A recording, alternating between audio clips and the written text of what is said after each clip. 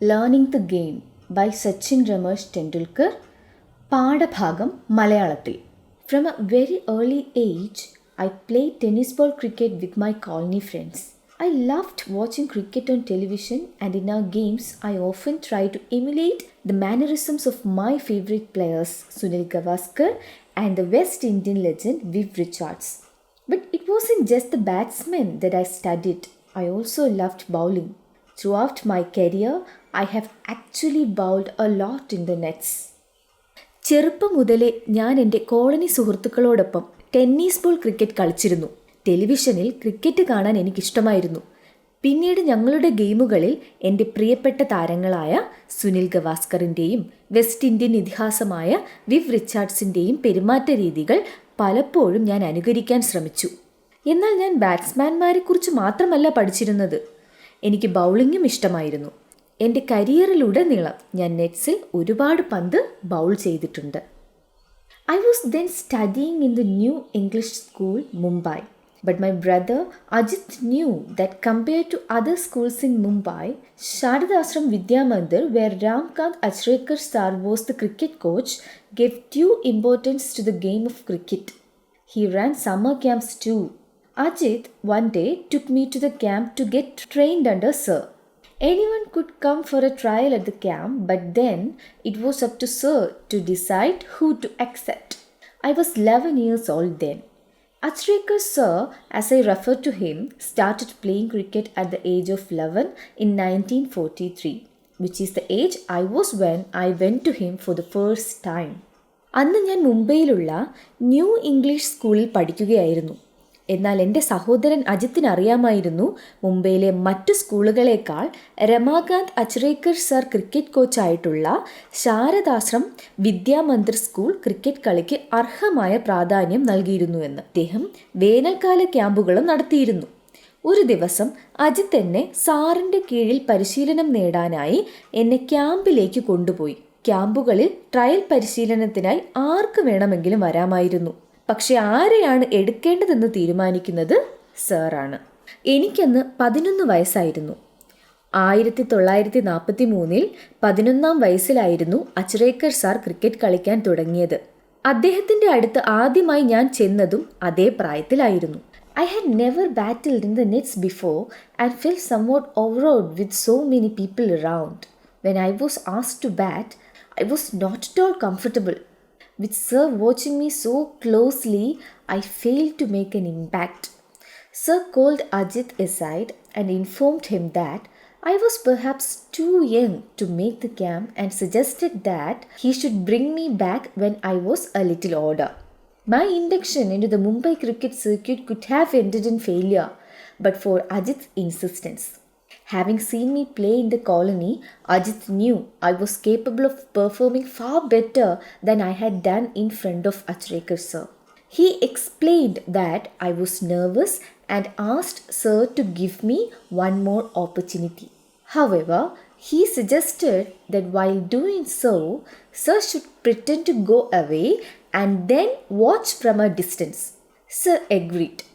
Before long, I was asked to bat again, and without sir's trained eyes scrutinizing me, or so I thought, I felt more at ease and soon started to hit the ball well. This time, sir agreed to let me join the camp. I was delighted, and I must say it was an opportunity that transformed my life. ഞാൻ മുൻപൊരിക്കലും നെറ്റ്സിൽ പോരാടിയിരുന്നില്ല. മാത്രമല്ല ചുറ്റും ആളുകൾ കൂടിയിരുന്നതിനാൽ എനിക്കല്പം ഭയവും തോന്നിയിരുന്നു. അതുകൊണ്ട് തന്നെ എന്നോട് bat ചെയ്യാൻ ആവശ്യപ്പെട്ടപ്പോൾ ഞാൻ ഒട്ടും കംഫർട്ടബിൾ ആയിരുന്നില്ല. സാർ എന്നെ സൂക്ഷ്മമായി നിരീക്ഷിക്കുന്നതിനാൽ ഒരു പോസിറ്റീവായിട്ടുള്ള ഇമ്പാക്റ്റ് ചെലുത്തുന്നതിലും ഞാൻ പരാജയപ്പെട്ടു. അജിത്തിനെ അരികിലേക്ക് വിളിച്ചിട്ട് അദ്ദേഹം അറിയിച്ചു, ഈ ക്യാമ്പിൽ പങ്കെടുക്കാനായി ഒരുപക്ഷെ ഞാൻ വളരെ ചെറുപ്പമാണ്. കുറച്ചുകൂടി മുതിർന്ന ശേഷം ക്യാമ്പിൽ തിരികെ കൊണ്ടുവന്നാൽ നന്നായിരിക്കും എന്ന് സാർ നിർദ്ദേശിച്ചു. അജിത്തിൻ്റെ നിർബന്ധം പിടിക്കലില്ലായിരുന്നെങ്കിൽ മുംബൈ ക്രിക്കറ്റ് സർക്യൂട്ടിലേക്കുള്ള എൻ്റെ പ്രവേശനം പരാജയപ്പെട്ടേനെ. കോളനിയിലെ എൻ്റെ ഗെയിം കണ്ടിട്ടുള്ളതുകൊണ്ട് അജിത്തിന് അറിയാമായിരുന്നു അച്രേക്കർ സാറിന് മുന്നിൽ കാഴ്ചവെച്ച പ്രകടനത്തേക്കാൾ മികവിൽ എനിക്ക് കളിക്കാൻ കഴിയുമെന്ന്. ഞാൻ നെർവസ് ആയിരുന്നു. അതുകൊണ്ടാണ് കളി മോശമായതെന്നും ഒരവസരം കൂടി നൽകണമെന്നും അജിത്ത് സാറിനോട് ആവശ്യപ്പെട്ടു. എന്നിരുന്നാലും അങ്ങനെ ചെയ്യുമ്പോൾ സാർ മാറി നിൽക്കാനും ദൂരെ നിന്ന് കളി വീക്ഷിക്കണമെന്നും അജിത്ത് നിർദ്ദേശിച്ചു. സാർ സമ്മതിച്ചു. അധികം താമസിക്കാതെ സാറിൻ്റെ സൂക്ഷ്മ പരിശോധന കൂടാതെ, അല്ലെങ്കിൽ ഞാൻ അങ്ങനെ കരുതി, എന്നോട് ബാറ്റ് ചെയ്യാൻ ആവശ്യപ്പെട്ടു. ഇത്തവണ വളരെ അനായാസമായി വളരെ നന്നായി ഞാൻ ബാറ്റ് ചെയ്യാൻ തുടങ്ങി. ഇപ്രാവശ്യം സാർ എനിക്ക് ക്യാമ്പിൽ ജോയിൻ ചെയ്യുവാൻ സമ്മതം നൽകി. ഞാൻ സന്തോഷിച്ചു. മാത്രമല്ല അതെൻ്റെ ജീവിതം തന്നെ മാറ്റിമറിച്ചൊരു അവസരമായിരുന്നു എന്ന് പറയാതിരിക്കാൻ വയ്യ. The camp involved a session every morning and evening at Shivaji Park. I would practice between 7:30 a.m. and 10:30 a.m. in the morning. Then I'd come back in the afternoon and practice till late evening. The schedule was rigorous and I would be exhausted by the end of the day. Traveling to Shivaji Park took 40 minutes from my house in Bandra, and I had to catch an early morning bus to make it on time. For the first few days, Ajit accompanied me to get me used to the routine. During the bus journeys, he would talk to me about the nuances of batting, and I always enjoyed these conversations a lot. In fact, the one thing that I have kept with me all my career is a note that Ajit gave me containing some thoughts about batting. It served as a very personal coaching manual.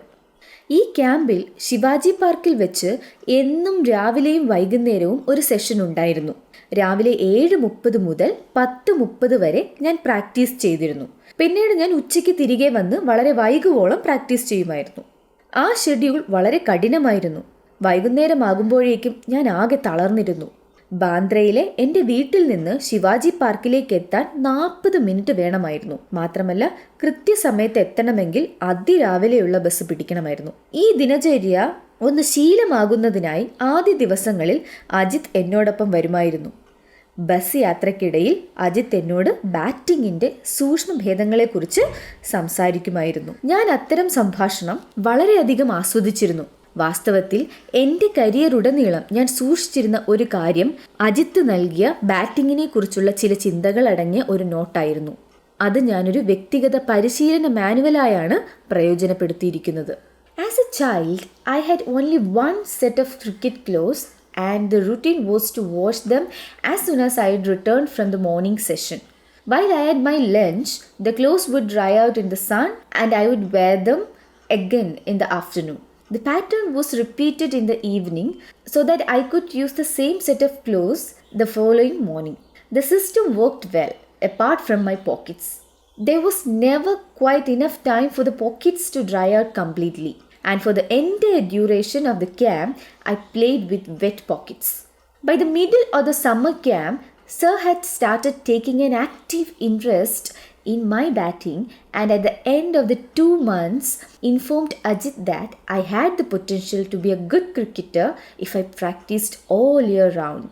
However, my school, the new English school in Bandra, did not have cricket facilities, and Sir was keen for me to change schools if I wanted to pursue cricket seriously. കുട്ടിക്കാലത്ത് എനിക്ക് ഒരു set cricket വസ്ത്രങ്ങൾ മാത്രമേ ഉണ്ടായിരുന്നുള്ളൂ. രാവിലത്തെ session കഴിഞ്ഞ് വന്നാലുടൻ അവ കഴുകിയിടുക എന്നതായിരുന്നു പതിവ്. ഉച്ചഭക്ഷണം കഴിക്കുമ്പോഴേക്ക് വസ്ത്രങ്ങൾ വെയിൽ കൊണ്ട് ഉണങ്ങും. അതും ഇട്ടുകൊണ്ട് ഉച്ചയ്ക്ക് പരിശീലനത്തിന് പോകും. ഇത് തന്നെ വൈകുന്നേരവും ആവർത്തിച്ചു. എങ്കിൽ മാത്രമേ അടുത്ത പ്രഭാതത്തിൽ ഇതേ വസ്ത്രങ്ങൾ ഉപയോഗിക്കാൻ കഴിയുമായിരുന്നുള്ളൂ. ഈ സിസ്റ്റം വളരെ നന്നായി പ്രവർത്തിച്ചു, എൻ്റെ പോക്കറ്റുകൾ ഒഴികെ. പോക്കറ്റുകൾ ഉണങ്ങുവാനുള്ള സമയം കിട്ടിയിരുന്നില്ല. അതുകൊണ്ട് തന്നെ ക്യാമ്പിലെ മുഴുവൻ സമയവും നനഞ്ഞ പോക്കറ്റുകളോടെയാണ് ഞാൻ പരിശീലനം നടത്തിയിരുന്നത്. സമ്മർ ക്യാമ്പിൻ്റെ ഇടയിൽ സാർ എൻ്റെ ബാറ്റിങ്ങിൽ വളരെ താല്പര്യം പ്രകടിപ്പിക്കാൻ തുടങ്ങിയിരുന്നു. മാത്രമല്ല 2 മാസം കഴിയാറായപ്പോഴേക്കും 1 വർഷം മുഴുവൻ പ്രാക്ടീസ് ചെയ്യുകയാണെങ്കിൽ നല്ലൊരു ക്രിക്കറ്റർ ആകാനുള്ള കഴിവ് എനിക്കുണ്ടെന്ന് അജിത്തിനെ അറിയിക്കുകയും ചെയ്തു. എന്നാൽ ഞാൻ പഠിച്ചിരുന്ന ബാന്ദ്രയിലുള്ള ന്യൂ ഇംഗ്ലീഷ് സ്കൂളിൽ ക്രിക്കറ്റിന് വേണ്ടുന്ന സൗകര്യങ്ങളൊന്നും ഉണ്ടായിരുന്നില്ല. അതുകൊണ്ട് ക്രിക്കറ്റ് ഗൗരവമായി എടുക്കാൻ താല്പര്യമുണ്ടെങ്കിൽ എൻ്റെ സ്കൂൾ മാറ്റണമെന്നതിലും അദ്ദേഹം അതീവ താല്പര്യം പ്രകടിപ്പിച്ചു. One evening, Sir called my father and put forward his suggestion. Ajit was in the room with my father at the time, and they both accepted that it was necessary if cricket was to be my priority. My father sat me down and explained that while he did not have any objections to my changing schools, I should do so only if I was really serious about playing cricket. I assured him I was, and so it was agreed that I should move to Sharadashram Vidya Mandir, where Achrekar sir was the cricket coach. All my excess energies were getting channeled into cricket, which acted as a kind of safety valve. My father always said that all he wanted me to do was give it my best effort without worrying about the results. ഒരു വൈകുന്നേരം sir അച്ഛനെ വിളിച്ചു അദ്ദേഹത്തിൻ്റെ നിർദ്ദേശം മുന്നോട്ട് വെച്ചു. ആ സമയം അച്ഛനോടൊപ്പം അജിത്തും ഉണ്ടായിരുന്നു.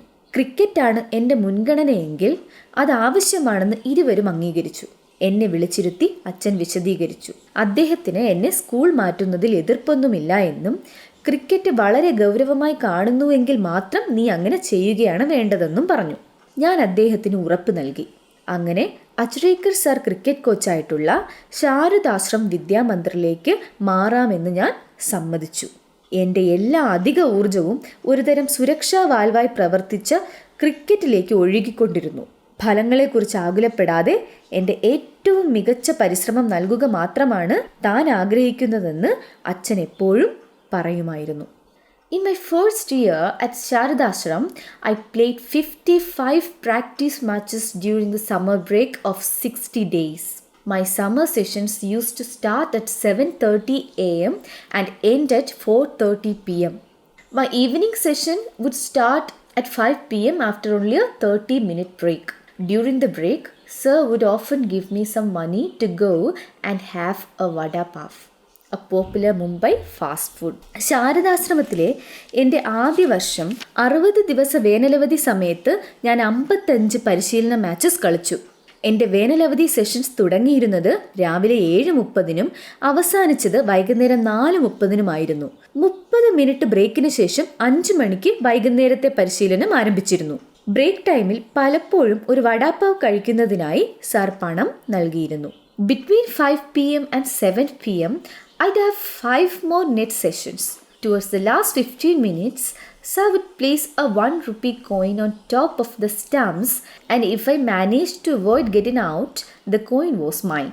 In this session, every bowler in the camp would come and bowl to me, with some 60 to 70 boys fielding.